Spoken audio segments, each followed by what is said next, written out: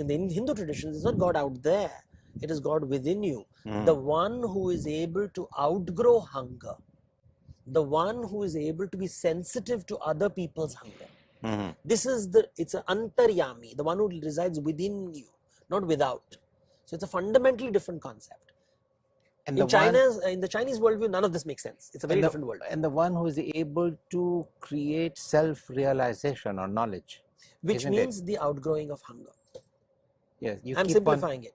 Because you see, these words were used in the 19th century by the British, and we still continue to use them. They don't mean anything. What is self-realization? Simple. Where there's life, there's hunger. Where there's hunger, there's suffering. You want to remove suffering? Get rid of hunger. But you're using the word hunger in a wider sense, aren't you? Not hunger for food. Also hunger for food. Which is the basic hunger. Which is a very critical hunger. But hunger for fame, for prosperity, for money, for longevity. Yes, also. These are all hungers. Yeah, there are different layers of hunger. Correct. But it fundamentally, you see, why are we violent? We are violent because we want food.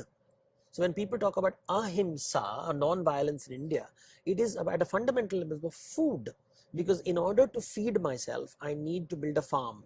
In order to build a farm, I have to destroy trees and forests. So there's violence. I kill animals, birds, germs, insects, pests.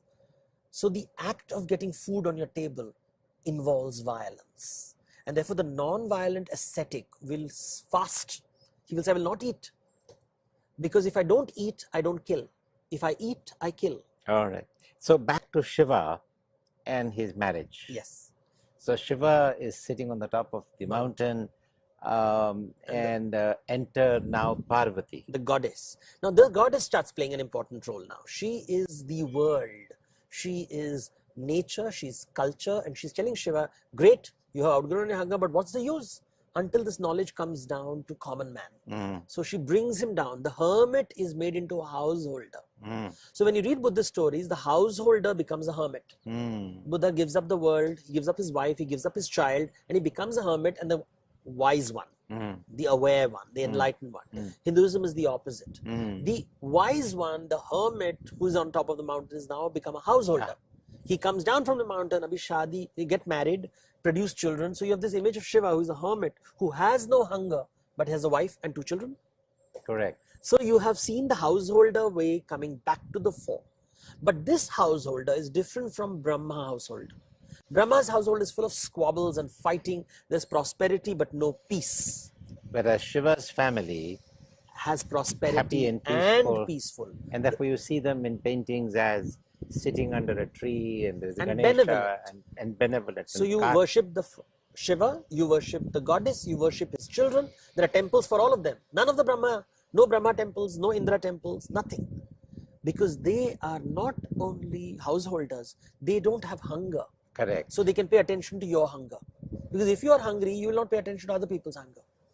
So God is someone who is not hungry, but is concerned about other people's hunger. And therefore now with this image, now how to live in life, how to live in society. This is where Vishnu comes in, the third Hindu god, so we're now who is feminine also. He is an androgynous god. He's feminine, so the goddess quality has come into him.